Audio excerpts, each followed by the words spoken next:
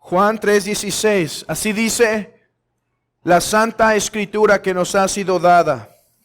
Porque de tal manera amó Dios al mundo, que ha dado a su Hijo unigénito, para que todo aquel que en Él cree no se pierda, mas tenga vida eterna. Hermanos, esta es la palabra del Señor que permanece para siempre.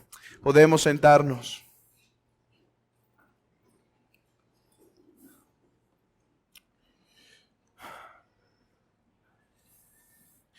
Habiendo hecho, hermanos,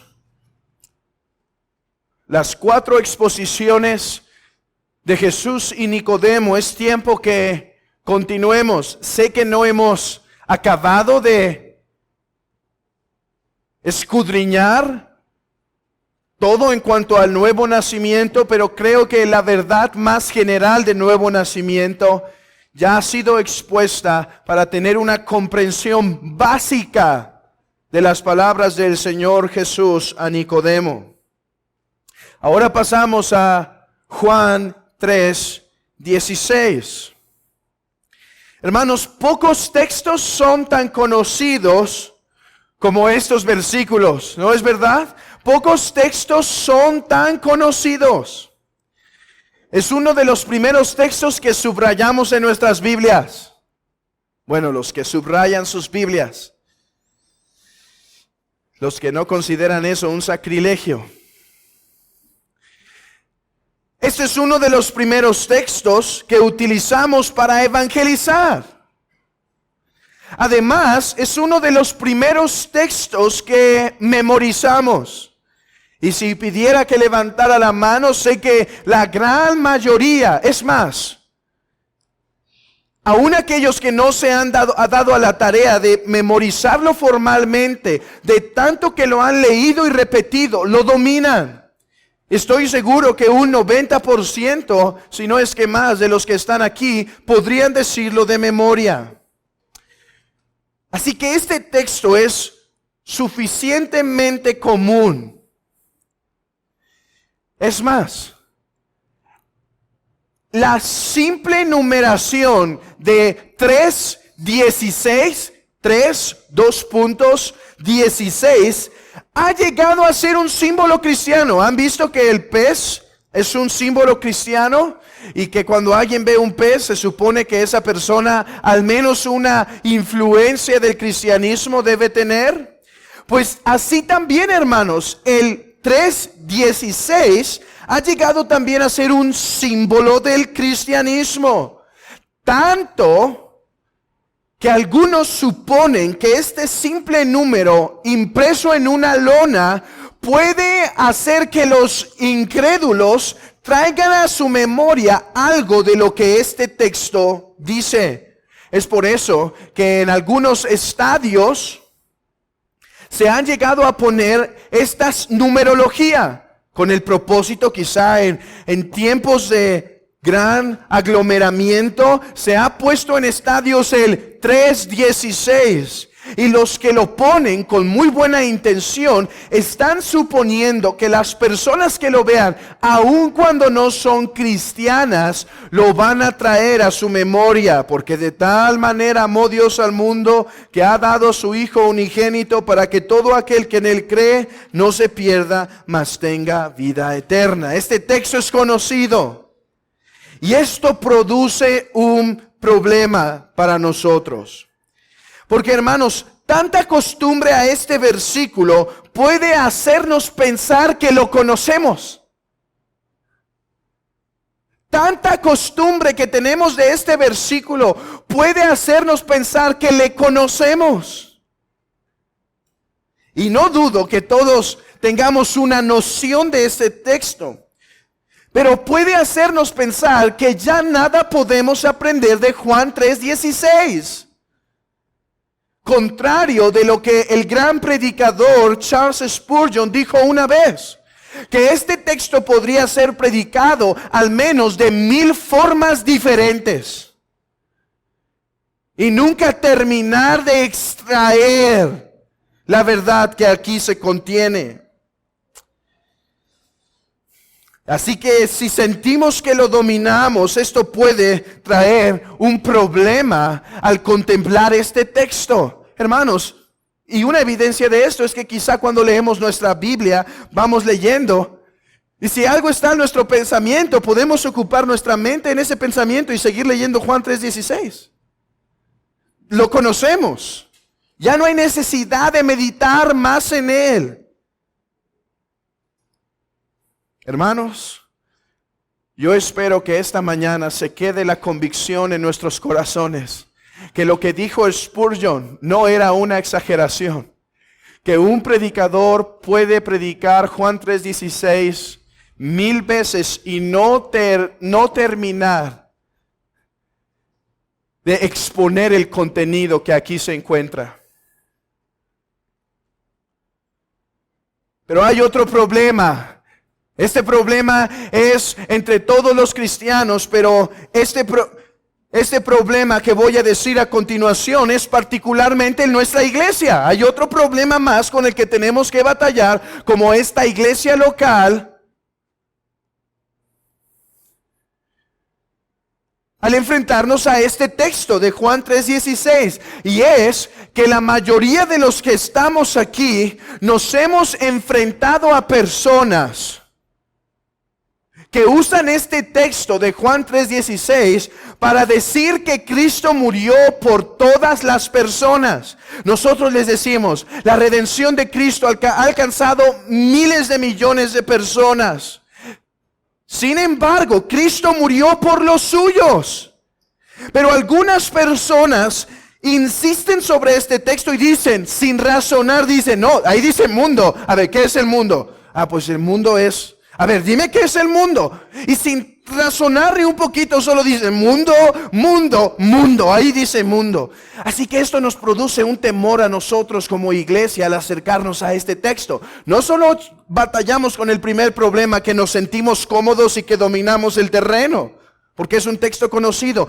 Pero al haber conocido esta verdad de que Cristo murió por los suyos, es verdad, la sangre de Cristo podría salvar 1,000 millones de mundos de los peores pecadores, porque su virtud es suma, es grandiosa para salvar miles de millones de mundos llenos de los peores pecadores. Pero Cristo murió por los suyos. Así que esto nos produce un temor al acercarnos al texto, porque decimos, no, es que nosotros ya no podemos usar ese texto, porque dice mundo y eso me causa problemas cuando lo explico. Así que lo mejor es alejarme un poquito de mi manera de evangelizar con Juan 3:16. Mejor voy a usar otros textos. Y hermanos, algo pasa, que Juan 3:16 llegó a ser nuestro texto favorito y ahora ya no es quizá nuestro texto favorito. Por eso que estoy explicando. Así que mi deseo es doble en esta mañana. No solo quitar esa comodidad con ese texto al hacernos sentir que lo dominamos, hermanos, sino volvernos a enamorar de este texto. Sino volvernos a enamorar de la belleza de este texto, que podamos decir como aquel hombre William Hendrickson dijo de este texto, que este era el texto de oro de las Escrituras. Y es verdad, es el texto de oro, el texto que reluce. O como lo llamó Martín Lutero, la Biblia en miniatura. Tener este texto, dominar este texto, meditar este texto, es empacar todo el tema de la Escritura en unas palabras. Como dijo nuevamente aquel autor William Hendrickson, que este ha sido uno de los textos más amados por los hijos de Dios. Hermanos, que esto se vuelva nuevamente una realidad para nosotros. Que este se vuelva un texto amado, un texto deleitoso. Pero intentando comenzar esta exposición, preguntamos, ¿y por qué es tan hermoso? ¿Y por qué es tan hermoso? ¿De qué trata? ¿Por qué es tan importante? Alguien dirá, es obvio. ¿Cómo que de qué trata? Es obvio. Es acerca del amor de Dios. Yo te digo, no es acerca del amor de Dios.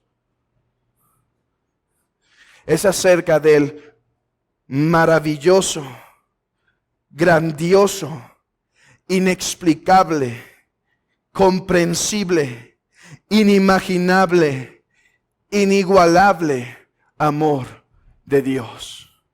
El texto no es acerca del amor de Dios, es del grandioso amor de Dios.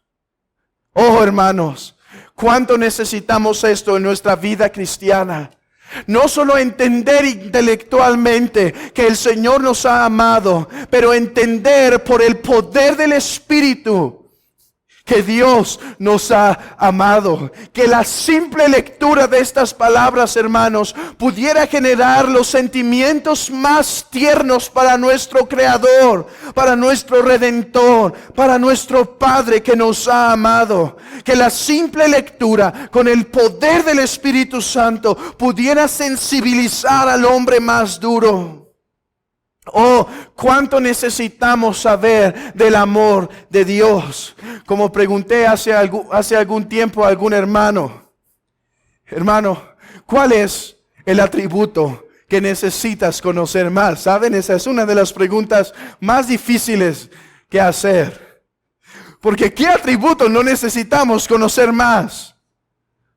Santidad, omnisciencia, sabiduría, su ira, su justicia. Pero este dijo, el amor de Dios.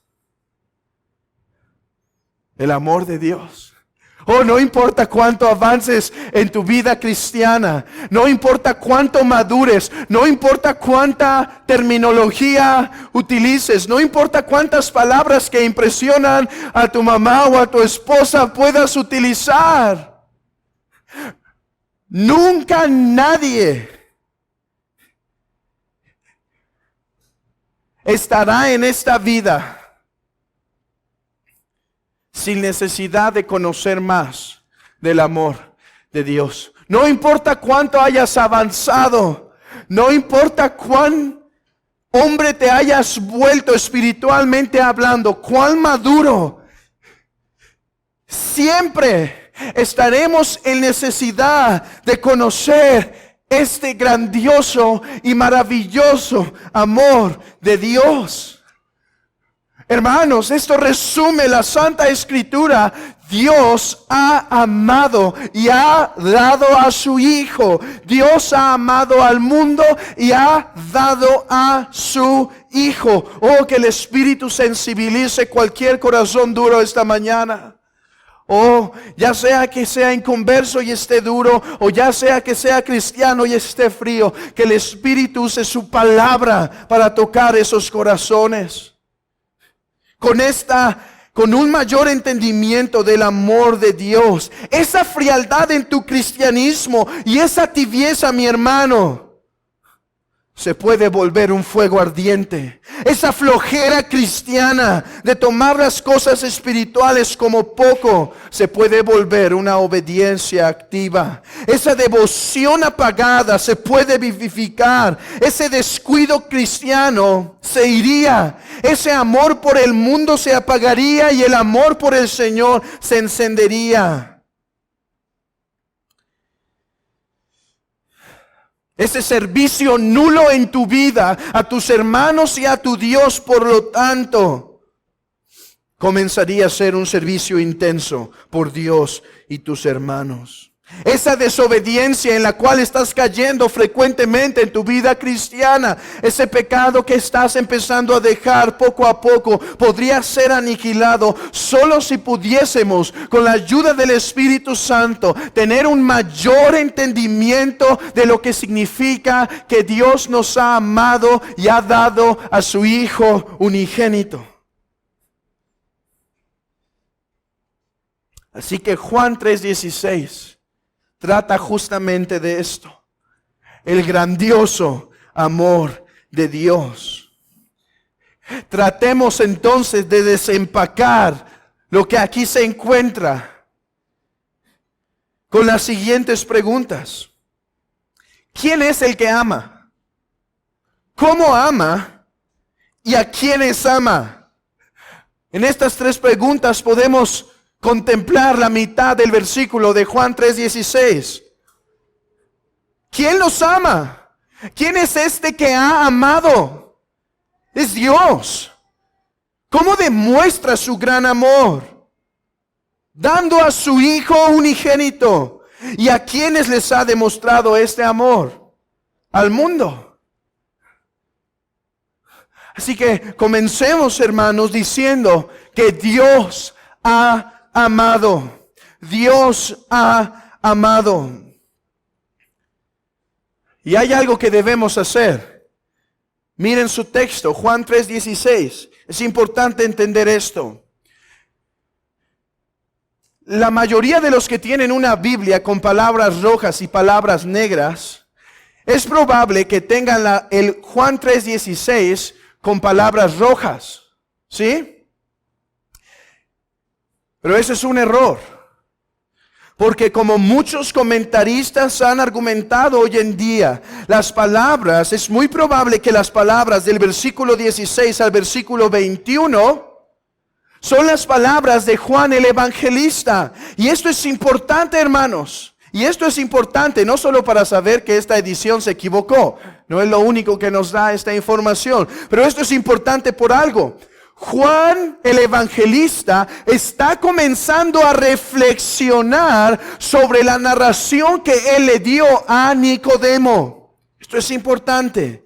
¿Qué teníamos en Nicodemo? Recuerden, hermanos, el Señor le dijo: Nicodemo, tú piensas estar dentro del reino de Dios, pero yo te digo, estás fuera, y si no naces de nuevo no podrás ver el reino de Dios. Nicodemo no entiende, Nicodemo no comprende, y el Señor lo dirige. Ok, ¿quieres entrar al reino de Dios? Pon tu confianza, así como Israel puso su confianza en la serpiente para permanecer en el reino y para poder entrar después al reino de Dios en la tierra prometida. Así tú tienes que poner tu confianza en aquel que será levantado como la serpiente, y deberás saber que ese crucificado es el Mesías que ha venido a pagar por los pecados del mundo. Esa ha sido la narración, y el Señor concluye diciendo en el versículo 15: para que todo aquel que en él cree no se pierda, mas tenga vida eterna. Y entonces Juan en el versículo 16 comienza a reflexionar, comienza a seguir profundizando sobre las palabras de nuestro Señor, y dice: porque de tal manera amó Dios. Nicodemo, si hay algunos Nicodemos escuchando, así como este Nicodemo escuchó de Jesús, deben saber esto: que esta serpiente que fue levantada fue dada por el amor de Dios a Israel. Se hizo una provisión al pueblo de Israel. Y así Dios ahora no ha amado a Israel solamente y ha alzado a Cristo para libertar a Israel. Ahora deben saber esto, ustedes que leen mi evangelio, ustedes mis lectores que tienen que obtener vida eterna, deben saber esto: así como Dios amó a Israel a darles la serpiente de bronce, deben saber que Dios ha amado al mundo y ha dado no una serpiente de bronce, su Hijo unigénito. El propósito de Juan, hermanos, recordemos, a través de todo su evangelio, es darnos la certeza que Jesucristo es el Salvador y llevarnos a la fe en este Salvador. Así que esa es la reflexión de Juan sobre las palabras del Señor Jesucristo. ¿Y qué es lo primero que Juan nos hace saber? Dios ha amado. Dios ha amado. ¿Por qué decimos que Juan 3:16 es acerca del grandioso amor de Dios? Que no es del amor de Dios, pero es del grandioso amor de Dios. Porque Dios es quien ha amado en primer lugar. Este amor es grandioso porque Dios es el que ama. Hermanos, ciertamente nosotros demostramos amor a nuestros seres queridos, a nuestra iglesia, a nuestro prójimo. Pero por muy grande o muy puro que llegase a ser este amor, esto no sería una gran esperanza para una persona. Si tú le dices a una persona en tremenda tristeza, ¿sabes qué? Te amo mucho, ¿sabes? Lo más que puedes provocar quizá es una sonrisa como de aquel hombre viéndote diciendo, pues buen intento. Pero mi tristeza aún continúa. Nuestro amor no es una gran esperanza para la humanidad. Nuestro amor no es una gran esperanza ni aún la solución a todos sus problemas de nuestra familia. Nuestro amor es finito, o sea, tiene principio y tiene fin. Tu amor por tu esposa nació en un tiempo. Aparte, tu amor por tu esposa es mutable. Y no puedes decir que no. Tu amor por tu esposo es mutable. A veces es más fuerte, a veces es menos fuerte. Y yo sé que si él o ella cometiera una de las más grandes traiciones, tomando un hombre o una mujer para con él, te voy a decir algo. Tu amor, por más que le ofrezcas tu perdón, tu amor hacia él disminuiría. Tu amor hacia él bajaría.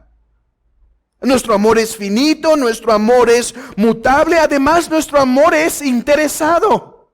Es interesado. El amor por tu esposa nació por cualidades que viste en ella que te agradaron y eso produjo que ese amor se incrementara más.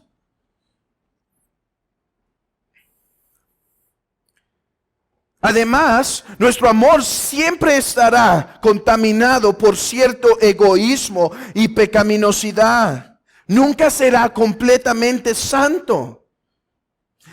Y ¿sabes algo? Tu amor y mi amor no pueden provocar lo que deseamos. Tu amor por tus hijos puede ser muy grande. Pero sabes, en tiempo de las mayores depresiones y escaseces a través del mundo, el amor de los padres no ha podido alimentar a los niños que han muerto en desnutrición. Nuestro amor no lo puede todo. Nuestro amor es finito, mutable, egoísta y además no es poderoso. Pero Juan dice que Dios ha amado, porque de tal manera amó Dios. Dios es el que ha amado. Este es un grande consuelo para nosotros, porque el amor de Dios es como Dios es.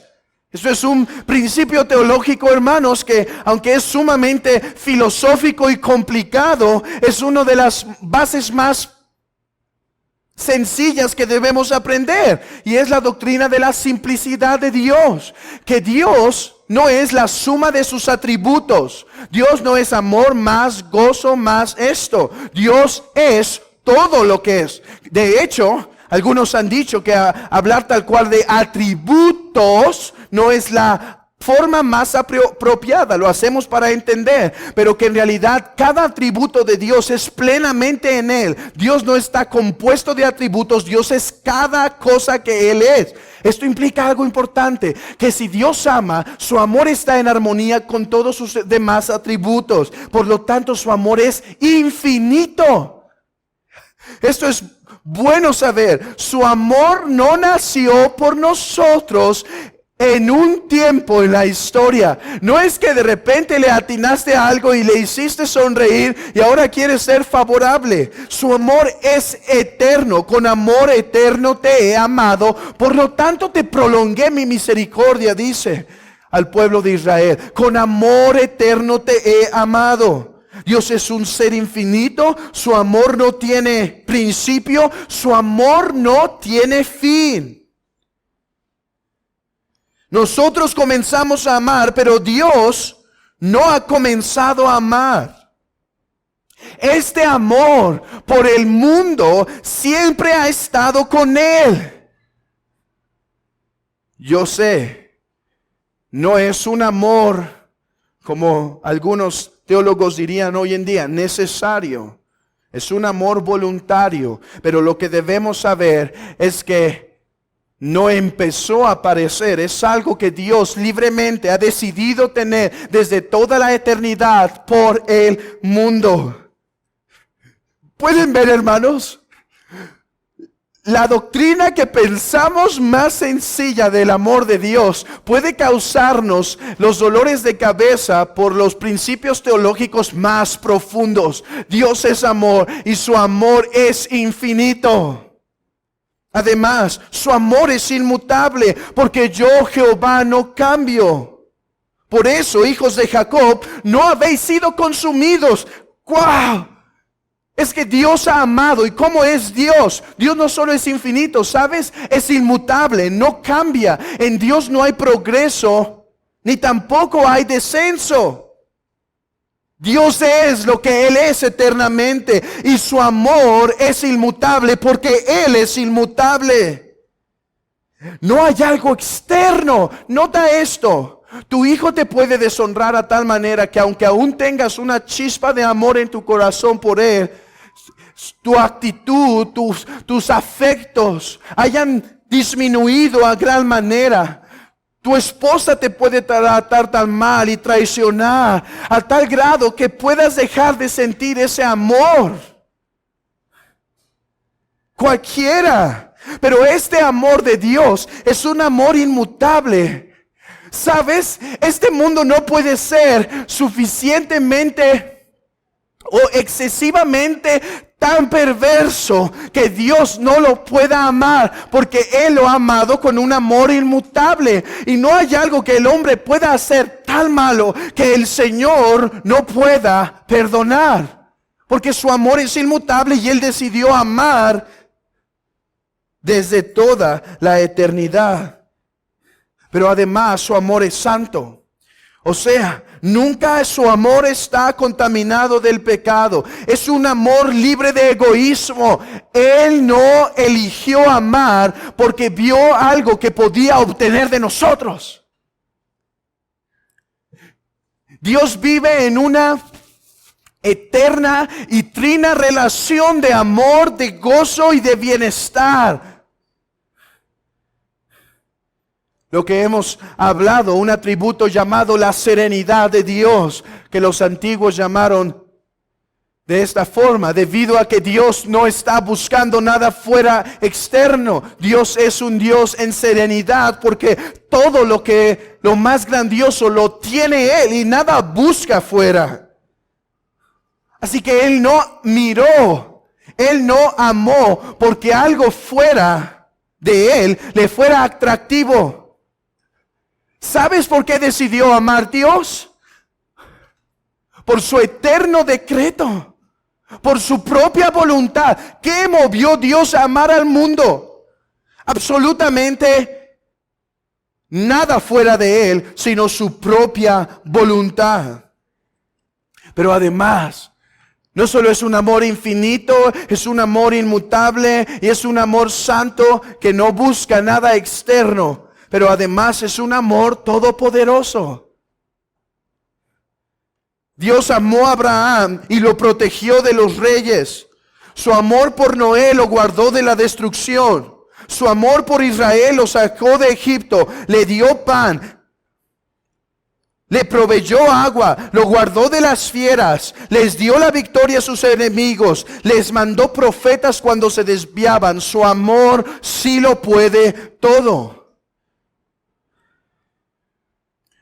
Por eso dice el apóstol Pablo, si Dios es con nosotros, ¿quién contra nosotros? ¿Quién podrá meterse en contra de este Dios y ganarle? Por eso el amor de Dios es grandioso, hermanos, porque Dios ha amado. Porque es este eterno Dios que ha decidido voluntariamente amar. Ciertamente, hermanos, tener el favor de un rey o de un político importante es de buena reputación, es de bienestar para el hombre. Pues ¿quién, teniendo al rey por amigo y por bienhechor, no tendría seguridad en su vida? No tendría todo lo necesario en su vida. Oh, pero Dios No es simplemente un rey que puede ofrecer seguridad. Es un Dios que ama. Y si Dios es con nosotros, ¿qué nos puede dañar? Así que dice Juan 3:16, porque de tal manera amó Dios al mundo que ha dado a su Hijo unigénito. Aquí hay otra cosa, hermanos. ¿Quién ha amado? Dios ha amado. El eterno, infinito, inmutable, todopoderoso, santo Dios. Él ha amado. Pero la pregunta es, ¿cómo? ¿Cómo nos ha amado? ¿Cómo se ha demostrado su amor? Algunos dirían, Dios mostró su amor por habernos creado. Dios no nos necesitaba crear y nos creó para que disfrutemos de Él. Es verdad, Dios ha demostrado su amor al crearnos. Otros dirán, Dios demuestra su amor en protegernos y cuidarnos, lo que es llamado su providencia. Es verdad, Dios nos muestra su amor cuando nos protege de las enfermedades, cuando nos protege del caos. Es verdad, eso sí es amor. Pero ese no es su más grandioso amor revelado. La creación, la providencia, no es su mayor y más grande amor revelado. Su más grande amor revelado es que ha dado a su Hijo. ¿Quieres saber que Dios ha amado? Ha dado a su Hijo. Esto es importante. El Evangelio de la Prosperidad dice hoy en día que si Dios te ama, vas a tener riquezas, vas a tener salud, vas a tener tu familia, vas a tener un buen trabajo, y de repente volteas alrededor y no hay ni salud, no hay ni riquezas, no hay ni trabajo. Simplemente lo necesario para vivir, y tu familia te ha abandonado y dices, Dios no me ha amado a mí, entonces algo estoy haciendo mal. No, mira, todo eso puede pasar en tu vida, y sin embargo Dios ha amado, y Dios te ha amado si eres su hijo eternamente, inmutablemente, y su amor no ha disminuido ni un poco, aunque eso externo no estuviera. ¿Cómo ha revelado que Dios ha amado? Dando a su Hijo. Pero mira esto, el texto dice que ha dado a su Hijo unigénito. Dijo un autor que esta palabra unigénito agrega pathos, agrega pasión a la expresión. Ahorita voy a explicar qué significa.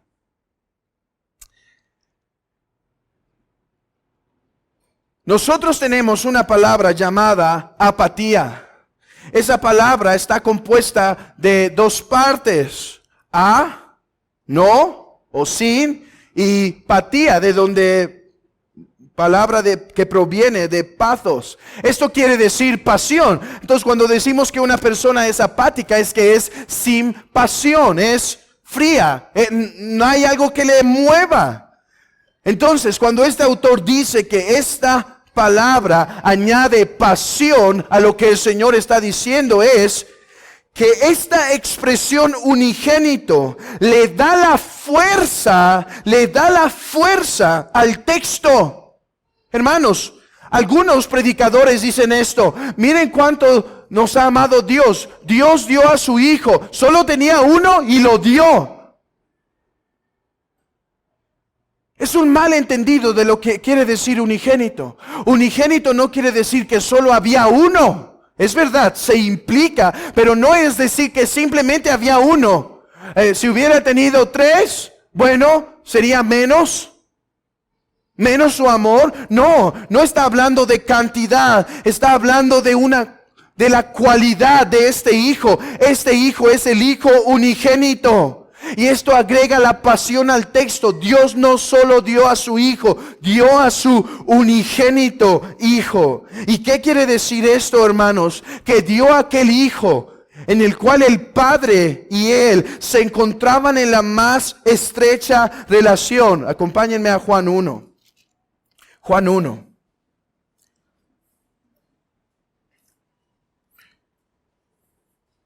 Versículo 18. A Dios nadie le vio jamás, el unigénito que está en el seno del Padre, Él le ha dado a conocer. El Hijo y el Padre se encuentran en una eterna y deleitosa relación, una relación de plenitud, de gozo, de amor, de gloria. Por eso dice el Señor en Juan 17, Padre, con la gloria que tuve contigo antes que el mundo fuese.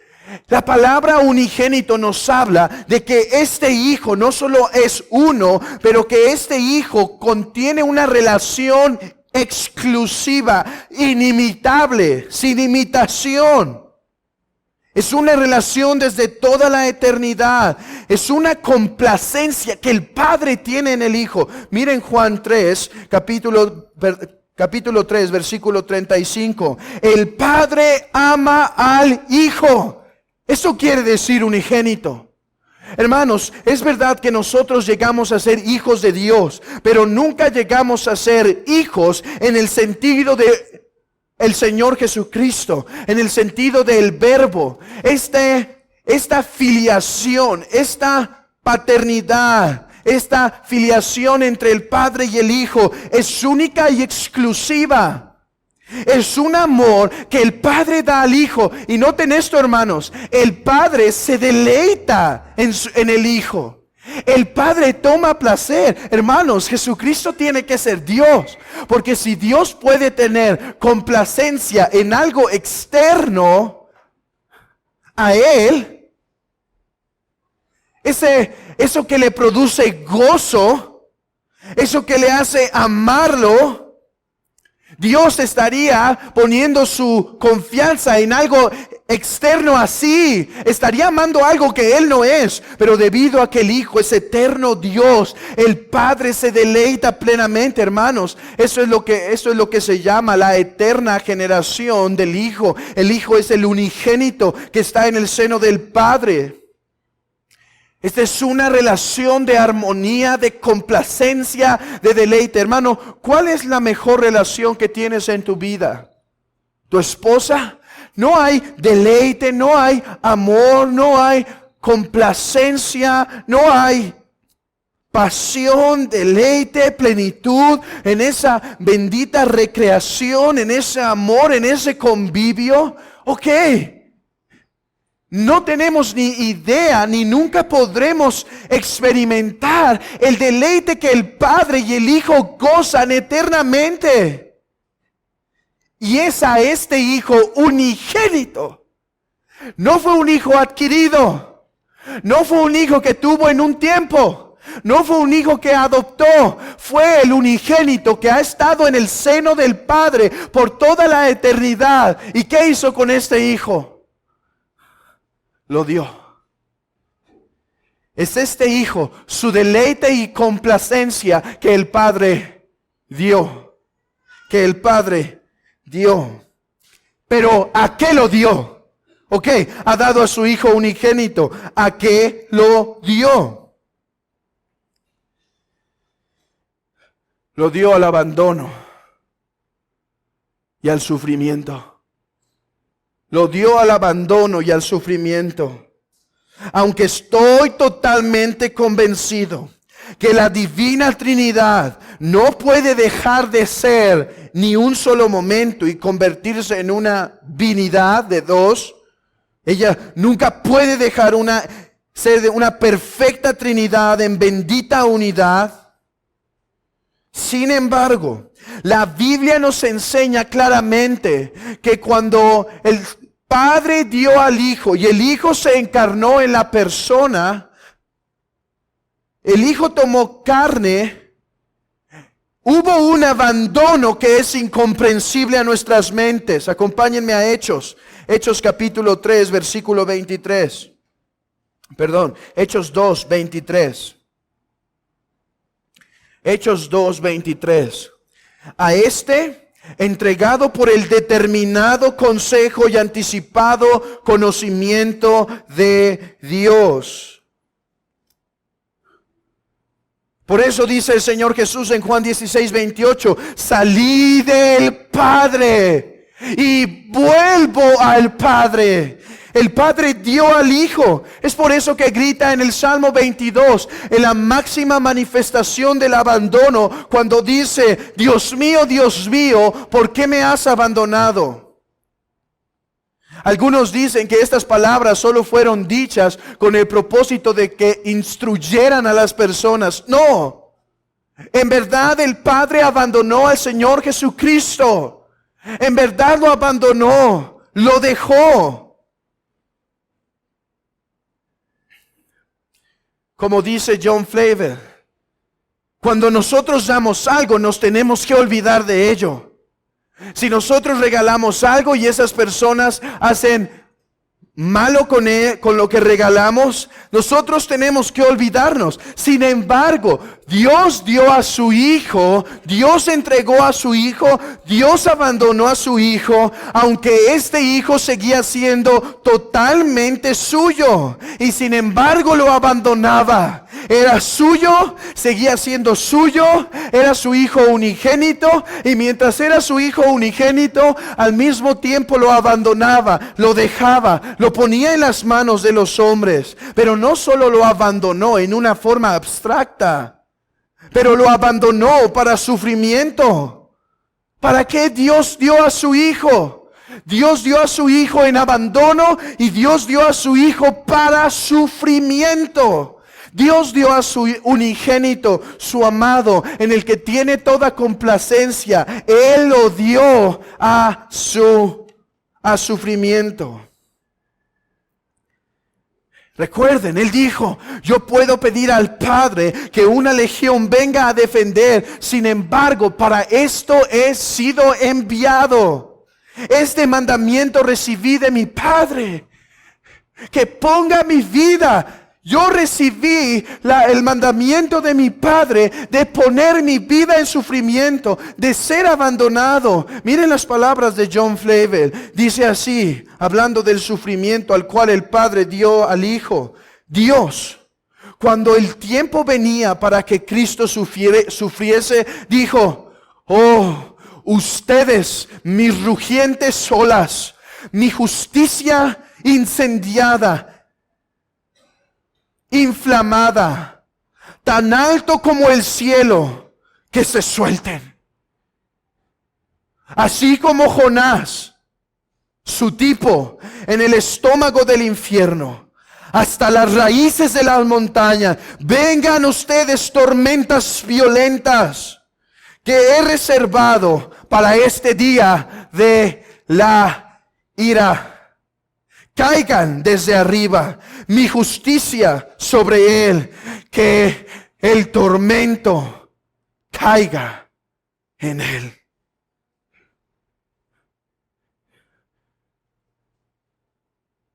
Sé que estas palabras para muchos son incómodas. Que el Padre mismo dejara caer su ira, pero es que de eso se trata. Juan 3:16, que de tal manera amó Dios al mundo, que dio a su Hijo unigénito a sufrimiento. Y es que el sufrimiento mayor que el Hijo sufrió no consistió solamente en los golpes, no solamente consistió en las varas y en los látigos romanos y en esa cruenta cruz. No solo consistió en las bofetadas, no solo consistió en las escupidas, no solo consistió en el menosprecio, no solo consistió en el escarnecimiento. El Padre dio al Hijo no solo para ese sufrimiento, pero para el sufrimiento que el Padre mismo pondría sobre el Hijo, dándole su ira. Es por eso que Él ora en la cruz. Es por eso que Él ruega y dice: Padre, si puedes, si quieres, pasa de mí esta copa. En otras palabras, Señor, si deseas, haz que no tenga que beber tu ira. Haz que no tenga que beber tu furor. Haz que no tenga que beber tu justicia. Veo venir ese tsunami de ira. Veo venir esas olas. Veo venir esos truenos. Veo venir ese sufrimiento, veo venir ese aplastamiento, veo venir esas llamas que arden. Padre, si puedes, si quieres, pasa de mí esa copa, pero no como yo quiero, pero como tú.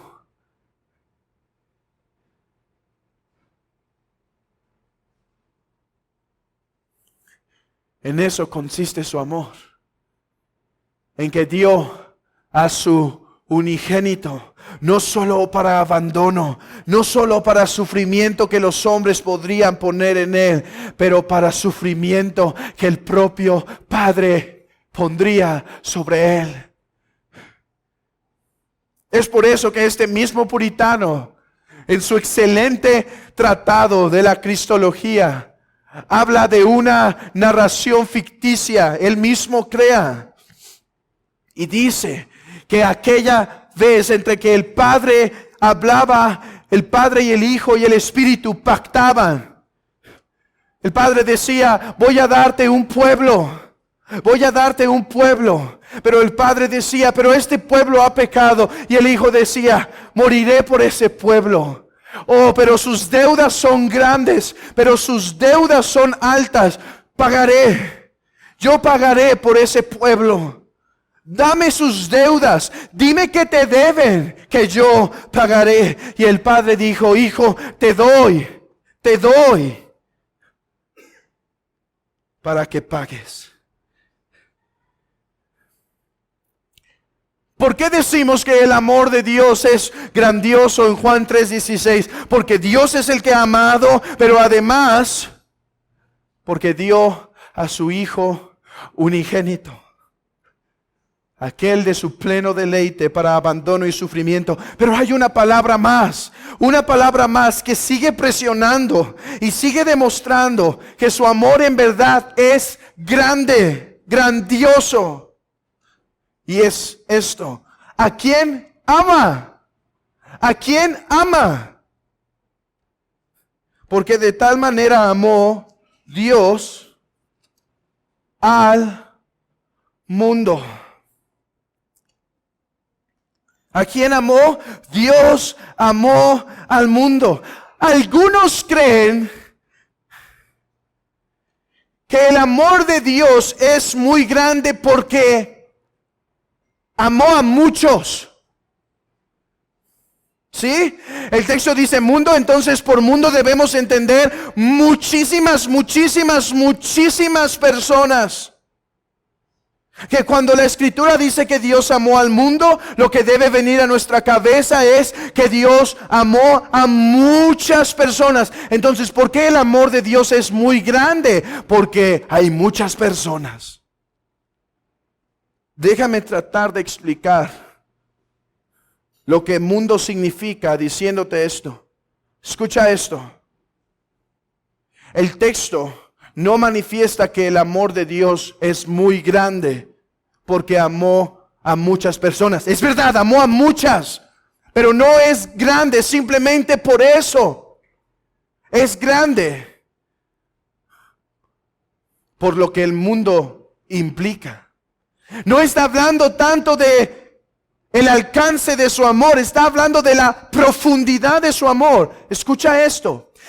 Si Dios solo hubiese querido salvar a una persona y Dios hubiese dado su Hijo solo por esa persona, Juan 3:16 seguiría siendo verdad.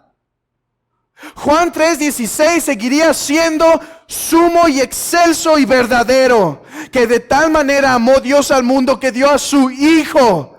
Seguiría siendo real, seguiría siendo profundo, seguiría siendo maravilloso. Es que el texto no está hablando tanto de las muchas personas, sino de lo que el mundo es.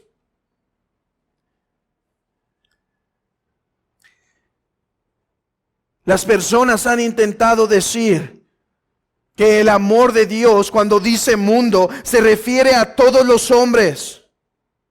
A lo cual yo les pregunto, si Cristo murió por todos los hombres, ¿por qué hay personas en el infierno?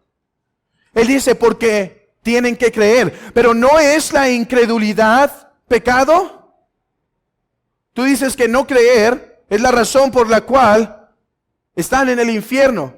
Pero ¿no es el no creer incredulidad y no es la incredulidad pecado? Entonces murió por todos los pecados menos la incredulidad. No vamos a explicar todo este desarrollo en este momento. Nos vamos a enfrentar a esto más adelante y lo explicaremos en un mayor alcance. Pero debemos saber esto. Hay diferentes tipos de interpretación. Algunos dicen que mundo puede referirse a todas las personas de todos los tiempos, de todas las edades. No es cierto. ¿Por qué? Vamos a interpretar, vamos a hacer un ejercicio léxico. O sea, vamos a ver cómo Juan utiliza la palabra mundo en Juan. Y es muy sencillo, en unos minutos vamos a hacer esto. Juan a veces se refiere a mundo para hablar en manera figurada. Por ejemplo, dice en Juan 12 que el mundo entero se iba tras Jesús. Pregunta, ¿todo el mundo se iba tras Jesús? ¿O es una manera figurada de muchas personas que están siguiendo a Jesús?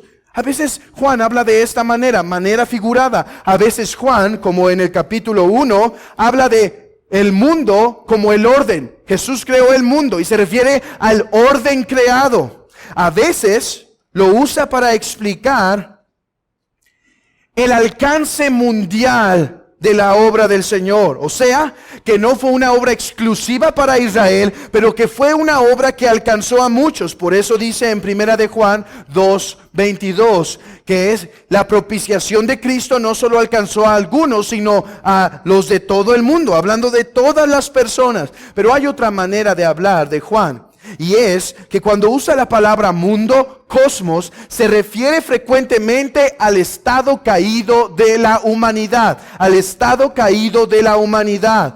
El mundo que Dios creó era perfecto, era bueno, pero a través de la caída de Adán, este vino a ser corrupto. Y todos los hombres que en este viven son malvados y son pecadores. Por eso dice en Juan 15, en Juan 7, Juan 12, Juan 14, Juan 16, 11 y 16, 20 y primera de Juan 1, 16, que no améis al mundo ni las cosas que están en el mundo, hablando del sistema caído. ¿Ok? Es a esto que Juan se refiere, porque de tal manera amó Dios al mundo, o sea, amó Dios a los que estaban en el mundo. En otras palabras, usando las palabras del apóstol Pablo, pues cuando éramos débiles a su tiempo, Cristo murió por los impíos. Escucha esto, ciertamente apenas morirá alguno por el justo, pero con todo, Dios muestra su amor para con nosotros en que siendo aún pecadores, Cristo murió por nosotros. La palabra mundo no tiene ni el propósito de decir todas las personas de todos los tiempos, ni tiene el propósito de decir simplemente que es una muerte universal. Tiene el propósito de decir que su muerte fue una muerte por sus enemigos, por los que lo odiaban, por los que lo rechazaban, por los que lo aborrecían, por los que violaban su ley, por los que se deleitaban en su pecado. A esos Dios amó. Por eso dice otra vez el puritano John Flavel: el don de Cristo es el máximo y más plena manifestación del amor de Dios a los pecadores. ¿A quién demostró Dios su amor? A los pecadores. ¿A quiénes amó Dios? ¿Por quiénes entregó Dios a su unigénito? Por pecadores. Acompáñenme por último, primera de Juan 4.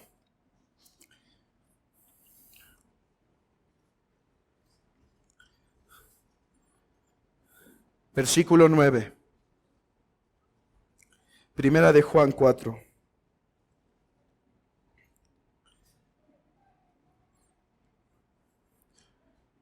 En esto se mostró el amor de Dios para con nosotros, en que Dios envió a su Hijo, vean nuevamente esta hermosa palabra, unigénito, al mundo, para que vivamos por Él. En esto consiste el amor. Noten esto, hermanos. Estas palabras son fuertes en el griego y dice en esto. Este es el resumen del amor. Esta es la conclusión del amor. No en que nosotros hayamos amado a Dios. Aquí está. Aquí está, hermanos. En esto consiste el amor.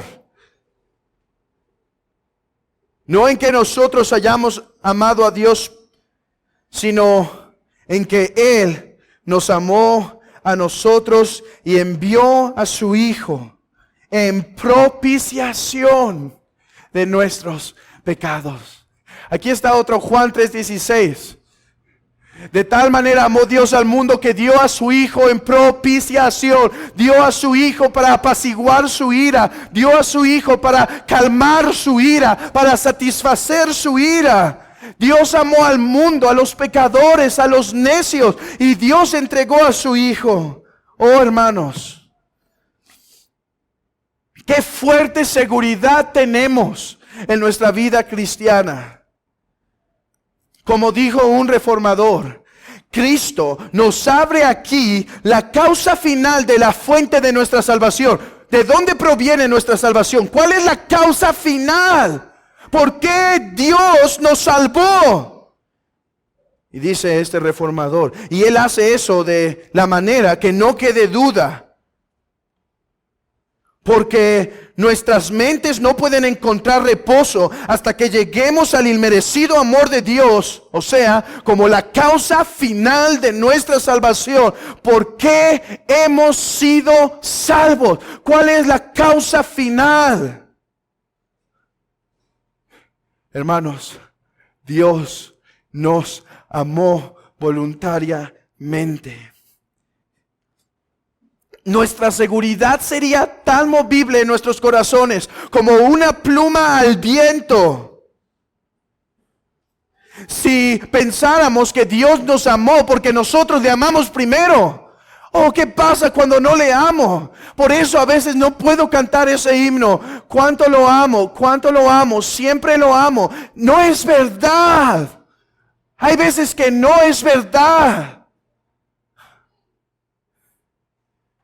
Pero siempre podemos cantar, Él me ama, siempre me ama, nunca me deja de amar. Oh, hermanos, ¿no produce esto humillación y un correcto balance en nuestro corazón? Hermano, en tu peor momento cristiano, es verdad, hay una manera en la que Dios sí se desagrada de nuestro pecado. No estoy negando eso. Pero su amor redentor nunca se apaga. Oh, por más que sean las aguas, por más que vengan las muchas aguas, nada podrá apagar su amor para con nosotros, hermanos. De eso se trata nuestra salvación. Que Él nos amó primero, que tengamos un fuerte consuelo. Hermanos, Él es nuestro mayor tesoro. Vean esto.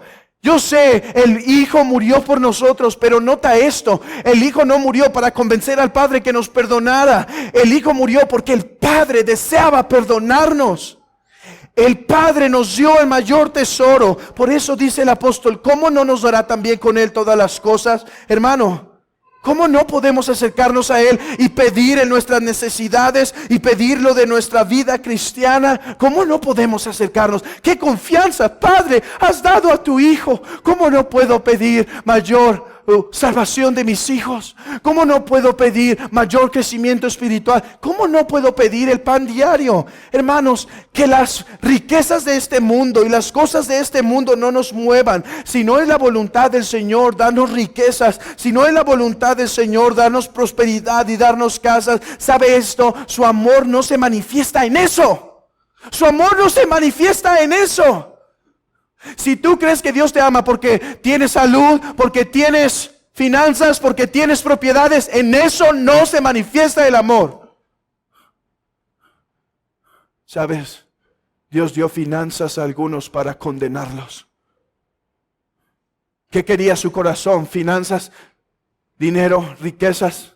Dios las dio para condenar su corazón. Pero su Hijo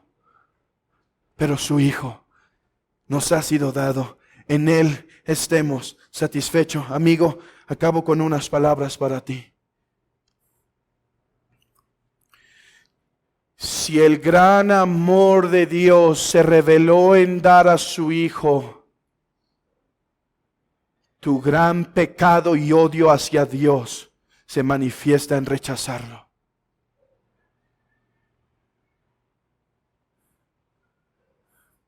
Por eso, si tú escuchas el mensaje y decides no arrepentirte, por eso tu condenación será mayor.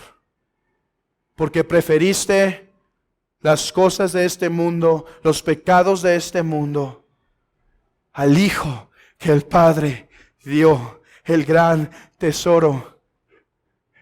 ¿Tienes dudas que te vaya a recibir? Mira lo que dice este texto, que de tal manera amó Dios al mundo que dio a su Hijo. Propósito. No podemos tocar esto ya ni un momento, lo hablaremos la próxima ocasión. Pero su propósito, para que todo aquel que en Él cree no se pierda, mas tenga vida eterna. Para eso lo dio. Arrepiéntete y cree, y será recibido. Ancha puerta al que se arrepiente y cree. Recepción a aquel que se arrepiente y cree. Hermanos, que el Señor fortalezca y consuele el corazón de su pueblo con estas grandes y preciosas palabras.